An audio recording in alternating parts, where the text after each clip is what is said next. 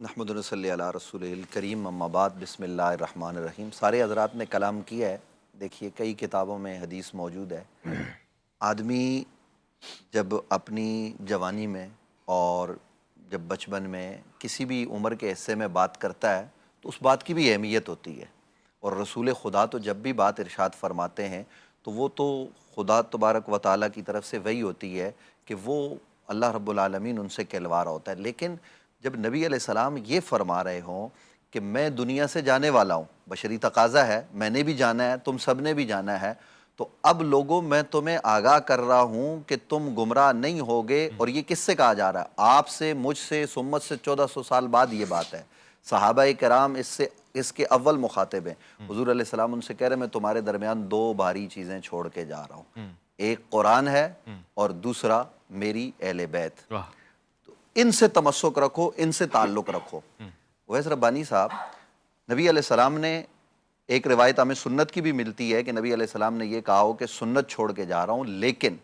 حضور نے یہ نہیں فرمایا کہ میں تمہارے درمیان قرآن اور صحابہ کو چھوڑ کے جا رہا ہوں۔ حالانکہ صحابہ کرام رضوان اللہ تعالیٰ علیہم اجمعین تو دین ان کے ذریعے ہم تک پہنچ رہا ہے، لیکن حضور علیہ السلام جانتے ہیں کہ 110 میں آخری صحابی وصال کر جائیں گے،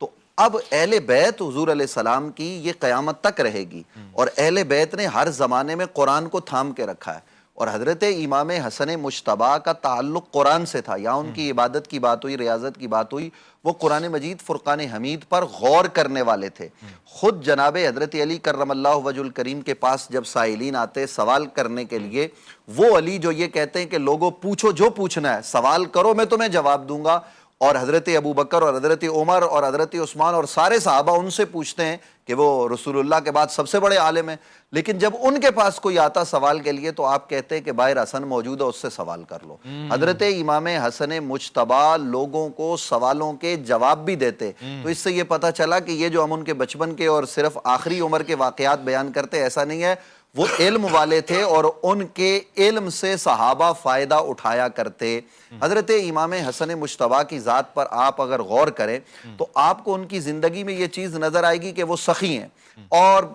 لٹا رہے ہیں، لوگوں کو دے رہے ہیں، جو آ رہا ہے مانگنے والا اس کو دیا جا رہا ہے، اور آپ نے اپنا کل مال، روایات میں آتا ہے کہ 3 مرتبہ 5 مرتبہ ایسا ہوا کہ سارا کا سارا مال راہ خدا میں خرچ کر دیا۔ لاؤ کوئی ایسا ہے تو دکھاؤ نا کہ جس نے سارا مال خرچ کر دیا ہو، پیچھے کچھ بھی نہ چھوڑا ہو۔ یہ حضرت امام حسن مجتبیٰ آپ کو نظر آئیں گے، اور امام حسن مجتبیٰ وہ ہیں جو حضرت امام حسین کے بھی امام ہیں، اور حضرت امام حسین رضی اللہ تعالیٰ ان کی عزت، تعظیم و توقیر کرتے ہوئے نظر آئیں گے۔ اور یہ بھی ناظرین کو پتہ ہونا چاہیے کہ حضرت امام حسن مجتبیٰ خلیفہ راشد ہیں، ویسے خلیفہ راشد جیسے حضرت عمر ہیں، جیسے حضرت عثمان ہیں، کیونکہ نبی علیہ السلام نے فرمایا کہ میرے بعد خلافت 30 سال ہوگی، اور وہ 30 سال پورے ہوئے کس پر؟ حضرت امام حسن مجتبیٰ پر۔ پھر آپ نے صلح کی اور آپ نے وہ معاملہ چھوڑ دیا۔ کیوں چھوڑ دیا؟ کیونکہ نبی اکرم صلی اللہ علیہ وسلم نے فرما دیا تھا کہ 30 سال خلافت ہوگی، تو جب آپ نے دیکھا خلافت کا معاملہ پورا ہو گیا، اب وہ بوجھ انہوں نے اپنے کندھوں سے اتار دیا، اس کے بعد ملوکیت ہے اور وہ سلسلہ شروع ہو گیا، آپ نے صلح فرما لی۔ اور دیکھیے کہ آپ نے قتل و غارت گری کا جو بازار گرم تھا اس کو کم کیا، یعنی پہلے جنگ صفین میں اور دیگر جنگوں میں کتنے لوگ شہید ہو گئے، حضرت امام حسن مجتبیٰ نے اس دروازے کو بند کیا۔ یہ سارا کچھ کر کے قربانی دی حضرت امام حسن نے، وہ امام حسن جس نے اتنی قربانیاں دی ہیں، جن کی یہ عظمتیں یہاں بیان کی گئی ہیں۔ عظمتیں تو ہم سب بیان کرتے ہیں، کرنی چاہیے صبح و شام، لیکن ان کے جو دشمن ہوئے، جنہوں نے ان کو زہر دیا،